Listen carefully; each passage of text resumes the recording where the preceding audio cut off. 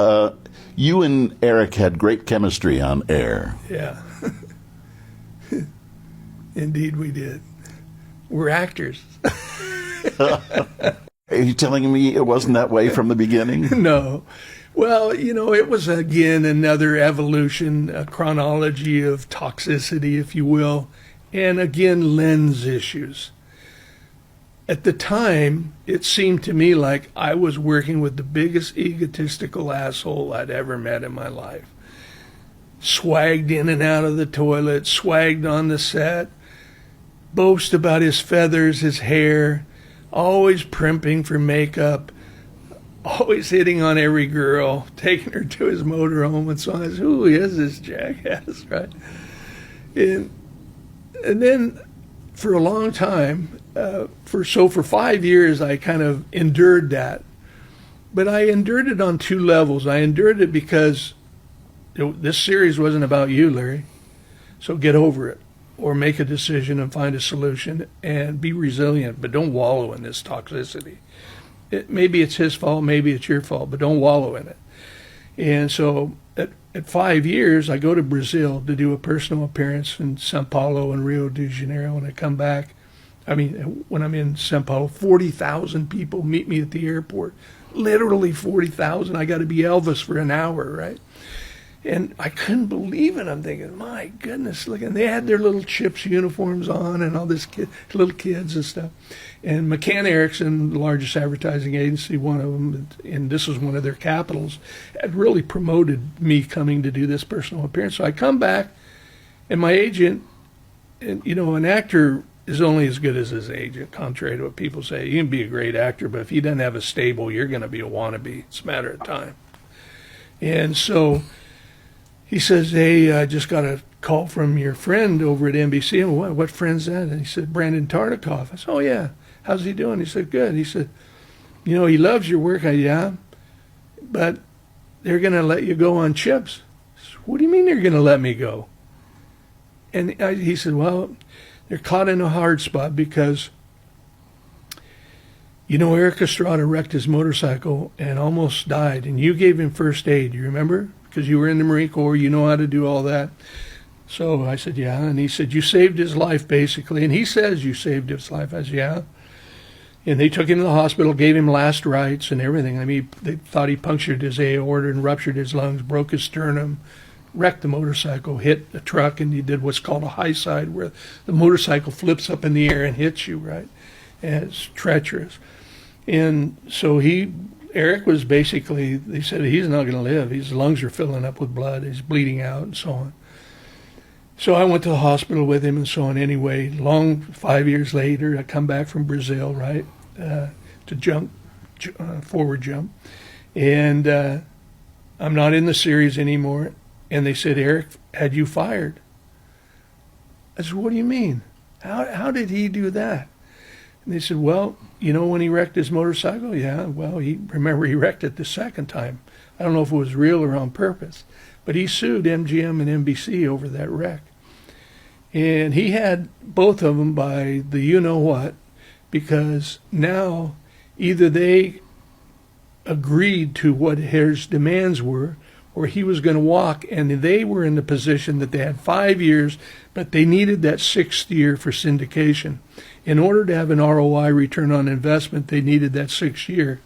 So Brandon said as much as he hates to do this, he really has no choice. And Larry, Eric wants you out of there, and some other actors also, and you're gone, I'm sorry.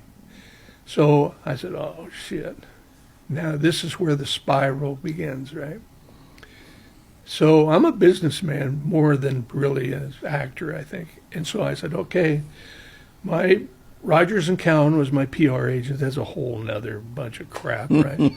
God, I'm so sick of PR. But anyway, so I called him up and said, hey, and my attorney, Martin Leeds, and we said, hey, we really need to begin the defensive strategy immediately, or an offensive one before NBC or anyone else, Eric Estrada or anyone else, makes a statement about this. Because I look like the loser here. I'm not the loser. I'm the victim, right? But I don't believe in victimhood, so let's find a solution, right?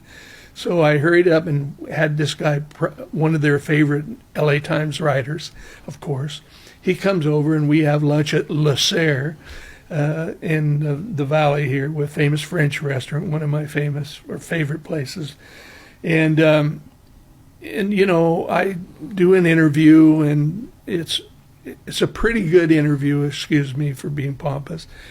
And some certain quotes were in there that were perfect on target, right?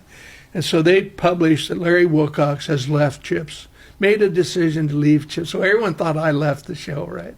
The actor is going to go on and be an actor, right? Lo and behold, did I know what was going to happen, right? But it worked really well.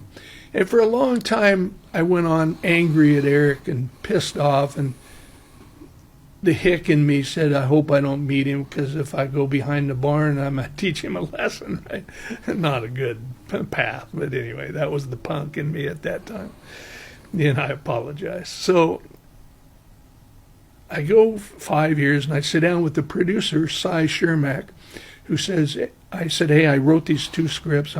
I produced this television series, the Ray Bradbury Theater, for 5 years all over the world. Obviously, I did the Dorothy Stratton Death of a Playmate. I produced and bought the rights to that. I'm a hustler. You know, when people were asleep at midnight, I'm getting a contract signed by some investigator or whatever. Waco Cole, I heard him, got that before anyone. So I was hustling. So I said, I'm going to do these shows on, you know, how would you like to produce them for me? Because I'm not a line producer, don't want to be. And, you know, I'm a visionary, and I get deals, and I like to make deals and so on. And I said, you know, maybe I don't know, maybe I should hire Eric. I don't know. He said, are you kidding me? I said, what do you mean by that? Why do you say that? I was in that meeting, Larry, when he had you fired. What do you want to hire him for, right? So I said, really? What happened? He told me the whole story I won't bore you with, and it was kind of like troubling, to say the least, right? Abandonment, disloyalty, all the things that I get upset about. And about 5 years went on, and one day my brain clicked on. I said, wow, dude, are you going to wallow in vengeance? Does it make you happy? You want to have a drink tonight over it, and then another drink, and then pissed off and want to get mad at someone? No. So I said, I'm going to love on this guy. I'm going to love on him unconditionally. Don't fake it.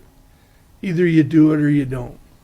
And if you can't cross that line, don't go there, because that's manipulative. So that's what I did. I just became his best friend, said, hey, buddy, how you doing? What can I do to help you? And any stage that he wanted to upstage me, I helped him. He always gets all the girls, no problem. Get with Ponch, you do the photo with Ponch. He'll want to do, I just compromised, submission on every single level. And I got back all the rewards. Now we have a great relationship, and we have lots of fun. I realized that my new lens, when I look back, is that he was a New Yorker from Harlem, grew up in a tough, broken family, a victim of that, no trust, no loyalty, you know, all the things that screw up personalities. And why are you taking it personal? He was fighting for his life to be the star of the series, and in a way, you were in his way. He didn't need any parasitic drag. He needed to move forward. So I actually enjoy, now I watch him as a spectator. And, yeah, you know, like all of us, I see good and bad in Erik Estrada, but a lot of entertainment. He's an entertainment that loves to be an entertainer. So be it. God bless him.